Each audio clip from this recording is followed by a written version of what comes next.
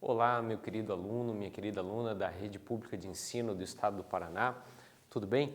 Eu sou o professor Fábio e essa é mais uma aula de filosofia, aula número 10 do terceiro ano do ensino médio. Vamos lá? Pessoas, olha só, olhando na tela aqui, na aula passada nós vimos um pouquinho sobre o Karl Popper e o critério da refutabilidade. Você está lembrado?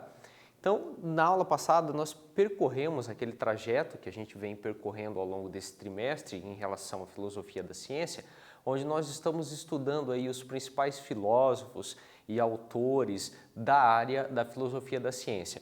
E na aula passada nós vimos um deles que foi o Karl Popper.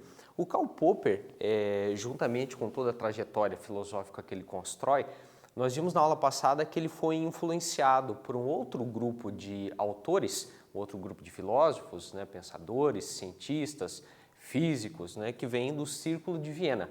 Está lembrado o que foi o Círculo de Viena? Tá? Então acompanha aqui na tela, olha na tela.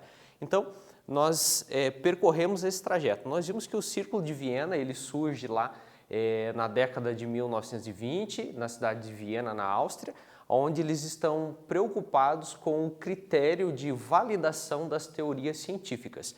Então, o Círculo de Viena, ele defendeu a tese de que as teorias científicas precisam ser construídas através de uma base argumentativa sólida, utilizando a lógica, né, nos enunciados, na construção das teorias, e que as teorias devem passar por um critério de verificabilidade, né? E o que nós vimos na aula passada foi que o Popper, ele no primeiro momento é influenciado por esses autores, pelo Círculo de Viena, e gradativamente ele vai adquirindo uma certa autonomia ao pensar em relação ao Círculo de Viena. Então, enquanto o Círculo de Viena propõe o critério da verificabilidade, o Popper ele propõe o critério da falseabilidade, aonde ele defende nesse critério que o cientista, depois de verificar, né, de experimentar a teoria, ele deve buscar nessa teoria falhas. Se ele não conseguir provar que a teoria possui uma falha, logo a teoria ela é verdadeira. Tá? Então essa foi uma das, né, foi apenas um recorte que a gente fez do Karl Popper, porque é claro que o pensamento dele é muito mais amplo do que isso. Nós estamos aqui trabalhando apenas uma síntese, né, uma introdução. Então, em linhas gerais, foi essa a trajetória que nós construímos na aula passada. Ok? Tudo bem? Podemos continuar? Então, olha só. Na aula de hoje, eu vou apresentar para vocês dois filósofos. O primeiro deles é o Thomas Kuhn. A gente vai falar um pouquinho sobre a ideia de paradigmas e revoluções científicas em Thomas Kuhn, tá? Então, qual que é o nosso objetivo?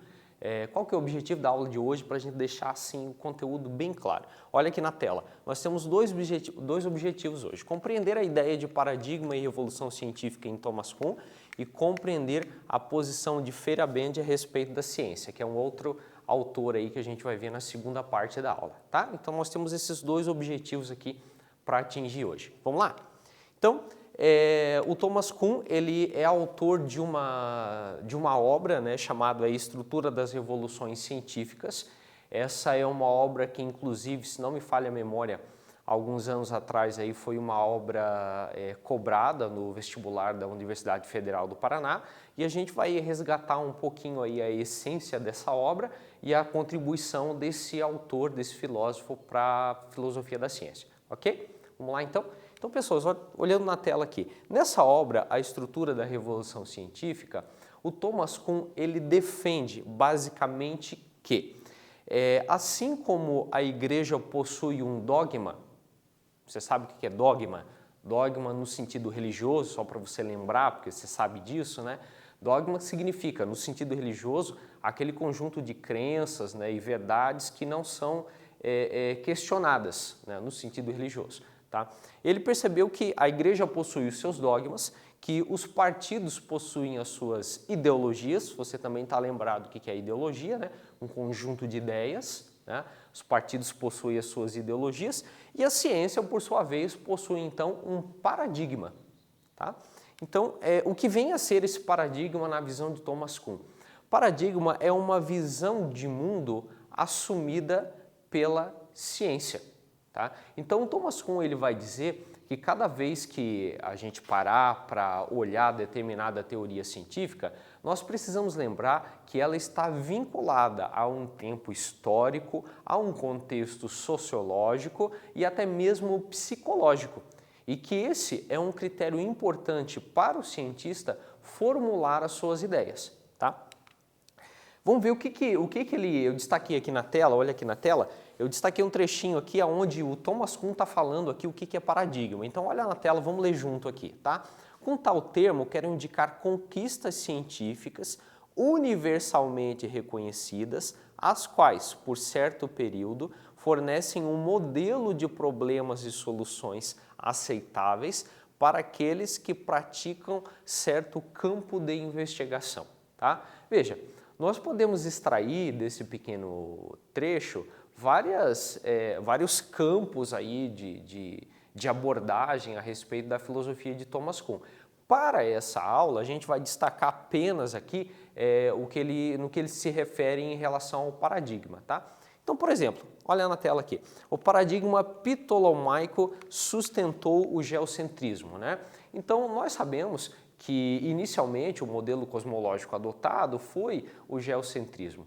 A ideia de geocentrismo ela estava ligada a um tempo histórico, a um conjunto de pessoas e um conjunto de saberes.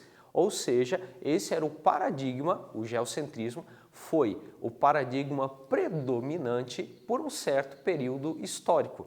E durante um certo período, esse paradigma deu conta de explicar a realidade cosmológica. Né? Do ponto de vista teórico, inclusive, o geocentrismo ele dá conta de explicar perfeitamente o funcionamento do cosmos. Quem de nós aqui sente a Terra se mover? Nós não sentimos a Terra se mover. Né? Consequentemente, ao decorrer da tradição científica histórica, à medida que nós fomos produzindo e acumulando novas ideias, houve uma mudança na forma de pensar, ou seja, houve uma mudança de paradigma. Tá? Então, o que precisa ficar claro é que a ideia de paradigma que o Thomas Kuhn propõe, ela está sempre ligada a um conjunto de pessoas, saberes, tempo e lugar. Nessa mesma obra, Thomas Kuhn vai colocar ali que existem dois tipos de ciência, aquilo que ele chama de ciência normal e aquilo que ele vai chamar de ciência extraordinária. Na ciência normal, o conhecimento científico ele é acumulado gradativamente, de acordo com a tradição, como se nós estivéssemos construindo um muro e cada tijolinho do muro fosse um conhecimento agregado à ciência daquele tempo. Tá? E na ciência extraordinária, Thomas Kuhn vai dizer que quando aquele conjunto de ideias não serve mais para responder determinadas questões, é necessário então uma mudança na forma de pensar, ou seja, uma mudança de paradigma. E aí nós temos o que ele chama de ciência extraordinária. Tá? Vamos continuar aqui então. Então a ciência progride pela tradição, né, o que acontece lá na ciência normal de Thomas Kuhn. Veja, de tempos em tempos o modelo paradigmático muda.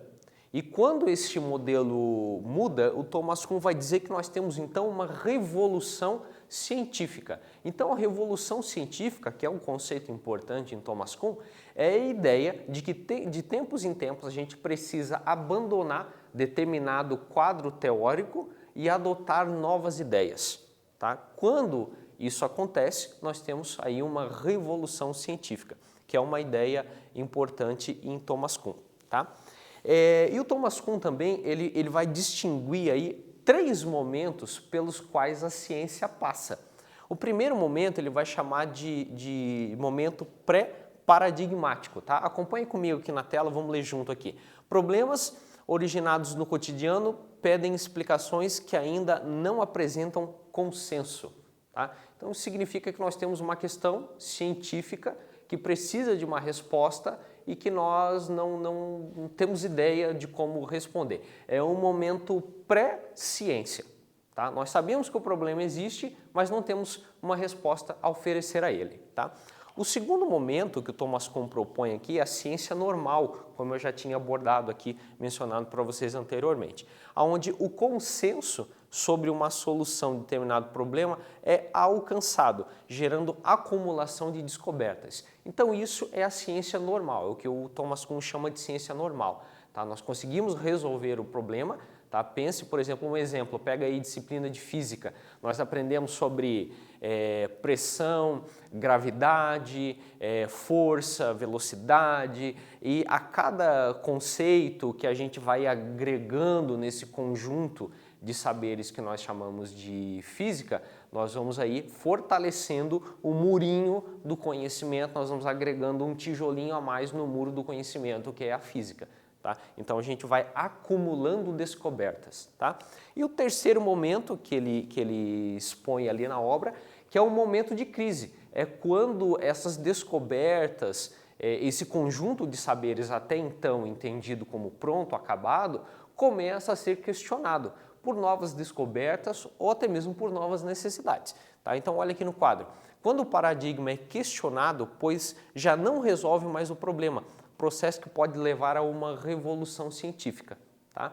Então, pense, por exemplo, que esse momento que nós estamos vivendo hoje de pandemia, apesar de todo o conhecimento científico acumulado, a ciência ainda tem dificuldades de encontrar uma vacina para a Covid-19. Ou seja, a ciência vai passar por um grande processo de revolução. Muito das descobertas e do conhecimento que vinha até agora sendo acumulado terão de ser revistos. Né? E isso vai gerar novas ideias e poderá gerar também até mesmo uma revolução científica, que é uma mudança de paradigma. Talvez, no final disso tudo, os cientistas acabem por descobrir que tudo aquilo que eles pensavam sobre vírus pode, talvez, estar incompleto. Então, essa mudança na forma de pensar pode gerar aí uma revolução científica. Tá? O Thomas Kuhn, em linhas gerais, ele se opõe à ideia de positivismo, que é aquela ideia de uma ciência rigorosa e mecanicista. A importância dele para a filosofia da ciência se dá no sentido de identificar cada momento histórico, as dificuldades, as tradições e as teorias ali envolvidas. Tá? São os principais pontos aí. É claro, essas noções que eu estou transmitindo para vocês nessa aula são noções introdutórias, tá? Não fique apenas nisso. Assista outras aulas, leia, né? Busque aí outras informações na internet. Eu recomendo que você leia a obra de Thomas Kuhn para você se aprofundar um pouquinho mais sobre isso. Essas noções, elas são suficientes para você ter aí um pensamento introdutório dessa obra e desse filósofo, tá? Então, pessoas, olha só. Olha aqui na telona aqui, atividade 1, tá? Em seu caderno, veja como é que a gente está organizando essas atividades. Aquelas atividades, assim, eu selecionei lá para o teste do aplicativo e para a lista de exercício, para outras atividades aí que vocês vão receber, eu selecionei ali aquilo que cai no vestibular sobre esse tema. Tá? Então essas questões de vestibular, de múltipla escolha, eu deixei lá para os testes, para o aplicativo, para o Classroom, e na sala de aula a gente vai trabalhar as questões um pouquinho mais dissertativas e lá no Classroom vocês vão trabalhar as questões de múltipla escolha relacionadas no vestibular sobre esse tema. Tá? Ok? Então, no caderno, para a gente exercitar aí a nossa capacidade de síntese e deixar aí um registro do que nós entendemos até agora, não precisa copiar ali os enunciados, só se você quiser, tá? Numa folha de caderno, anota aí aula de filosofia, aula 10, e você vai rascunhar aí uma resposta para essas 3 questões da atividade 1. Então acompanhe comigo aqui. A questão A. O que o filósofo entende por paradigma? Questão B. Explique a ideia de revolução científica em Thomas Kuhn. E C. É correto afirmar que a ciência progride com a tradição? Justifique. Tá? Então, no seu caderno aí, com lápis na forma de rascunho, elabora aí uma resposta para essas questões e na volta do exercício a gente já vai fazer uma autocorreção, tá bom? A gente já volta.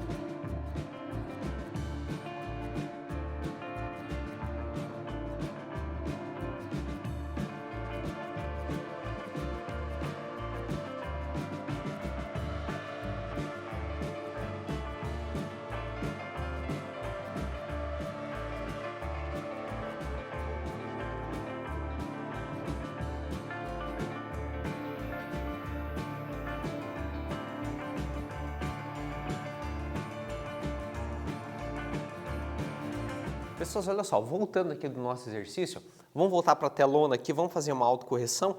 É claro que você não precisa colocar no caderno aí exatamente isso que eu estou dizendo, eu vou transmitir para você a ideia essencial, aí você faz uma correção aí no seu caderno e na dúvida você consulta aí o professor de filosofia da sua escola, tá bom? Então vamos voltar para a telona aqui. O que o filósofo entende por paradigma? Então nós vimos em uma das telas ali que ele entende por paradigma o modo, né, a visão de mundo dos cientistas a partir de uma determinada época. Tá? Isso aqui ele passou para a gente ali sobre o que é paradigma. Então é uma visão de mundo que a ciência, o cientista adota a partir de uma determinada época, se pode acrescentar, de um contexto até mesmo sociológico e psicológico. Tá? Esse é o que ele entende por paradigma. A B, explica a ideia de revolução científica em Thomas Kuhn. Então nós vimos que a revolução científica é o terceiro momento lá da ciência, é quando aquele conjunto de ideias não responde mais às necessidades de uma determinada época. E é necessário adotar então um novo quadro teórico. Essa transição de um quadro de teorias para outro, né, o Thomas Kuhn chamou isso de revolução científica, ok? C. É correto afirmar que a ciência progride com a tradição? Justifique. Veja, lá no segundo momento lá da ciência de Thomas Kuhn, onde ele vai falar da ciência normal, lá na ciência normal, o Thomas Kuhn vai dizer que o conhecimento, né, ele progride de acordo com a tradição. Na ciência normal, que é o momento, entre aspas, normal da ciência, os conhecimentos eles são sim, né, acumulados gradativamente pela tradição científica. Tá? Aí no outro momento, quando acontece a mudança de paradigma, a crise, a revolução, esse quadro teórico pode mudar. Tá? Então, em linhas gerais, essa é a ideia central dessas respostas. Tá? É importante você registrar isso no caderno aí, exercitar a sua habilidade de síntese, de escrita, de argumentação, né? Como defender uma ideia, justifique, tá? Isso é importante para um estudante de filosofia, tá? Ok? Tranquilo? Podemos continuar? Então vamos lá. Agora nessa segunda parte da aula eu vou apresentar para vocês um outro filósofo da filosofia da ciência, que é o Paul Feyerabend. Veja, você vai encontrar aí, dependendo do lugar onde... Você vai encontrar palestras na internet, até mesmo outras aulas, onde essa pronúncia está diferente. No momento, isso para nós não é importante. A gente vai pronunciar aqui, usar a pronúncia Feyerabend, tá? Mas não há um consenso aí sobre essa pronúncia, tá? Eu estou por minha conta e risco aqui, tá? Ok? Então veja, o Paul Feyerabend, ele traz algumas posições também importantes para a ideia de filosofia da ciência. Ele é conhecido aí historicamente como um anarquista epistemológico, né? E a gente já vai falar sobre isso, né? Então vamos lá, eu coloquei alguns pontos aqui, a gente vai acompanhando aqui, vai conversando, tá? Então primeiro aqui, questionou a racionalidade científica. O Feyerabend ele vai expor ao decorrer da sua filosofia que a ciência, historicamente, ela foi, de uma certa forma, imposta. A concepção científica, de uma certa forma, foi imposta, assim como as religiões e determinadas ideologias, né? Então, uma das principais obras dele ali, que é o último tópico que eu coloquei, Contra o Método, expõe, resume quem foi esse filósofo para a tradição filosófica relacionada à filosofia da ciência. Contra o método, ele é um cara contra o método. Ele defende que a ciência, o progresso social é formado a partir de várias frentes e que uma delas é a frente científica. Tá? Inclusive, a gente viu lá que na verificabilidade do Círculo de Viena, existe a intenção de alguns autores de retirar da filosofia as ideias metafísicas, né? E esse filósofo ele vai dizer assim, não, as ideias metafísicas, inclusive, fazem parte da formação de uma sociedade. Nós não podemos excluir o conhecimento, nós devemos agregar o conhecimento. Tá? Então, por isso, né, a expressão anarquista epistemológico, ele defende que a sociedade é formada por várias frentes de conhecimento, o metafísico, o lógico, o filosófico e o científico é mais um deles, tá? A ciência é uma atividade metodologicamente anárquica, então ele ficou muito famoso por defender assim que vale tudo, né, em termos científicos. Ele chegou a defender também em um de seus trechos lá que um cientista deve se esforçar para defender as suas ideias do ponto de vista argumentativo, assim como Galileu fez, por exemplo, tá? Né, os fatores ali de desenvolvimento que eu já comentei com vocês, né, que a ciência progride assim como a religião foi imposta, isso eu já comentei também, né, e uma das críticas, esse segundo tópico aqui, muito importante, uma das críticas que ele vai fazer em relação à ideia de ciência, ele vai dizer, por exemplo, imagine que quantas descobertas já foram feitas e que não são implantadas por interferência política e até mesmo econômica. Imagine, por exemplo, que é muito provável que a gente já tenha desenvolvido uma tecnologia onde os carros possam funcionar, por exemplo, com um motor movido a água. Só que isso não é implantado, não é fabricado, disseminado na cultura científica por outras razões. Então ele é um grande crítico da ciência. Tá? Essa é uma das grandes contribuições. Ele questiona a ciência. Né? Ele fala que existem aí várias variáveis envolvidas no processo científico e ele é um grande crítico do método, da racionalidade e dessa ideia de uma superioridade científica. Ele enxerga a ciência como uma peça em um quebra-cabeça, que ela precisa ser agregada a outros saberes para proporcionar até mesmo um desenvolvimento social, por exemplo. Tá? As outras posições ali, né, eu já comentei com vocês em linhas gerais, depois vocês podem ler os slides ali, mas isso que eu comentei com vocês ali só está estruturado de uma forma mais organizada nos slides, tá? Mas eu já falei para vocês aqui esses principais tópicos, tá? Veja, olha só. Uma outra atividadezinha para a gente fechar aqui esse filósofo, atividade 2.1, o que significa a expressão anarquismo epistemológico, e 2, na forma de tópicos, apresente quais os principais pontos da filosofia de Feyerabend, tá? Organiza aí bem bonitinho no caderno, a gente já volta.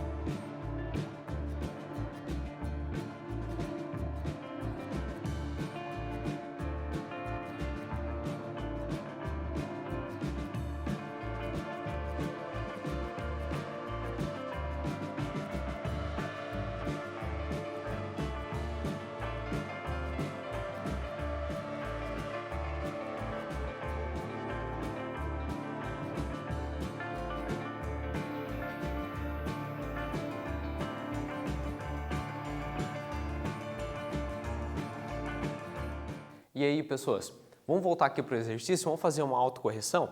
Então, questão número 1, que significa a expressão anarquismo epistemológico.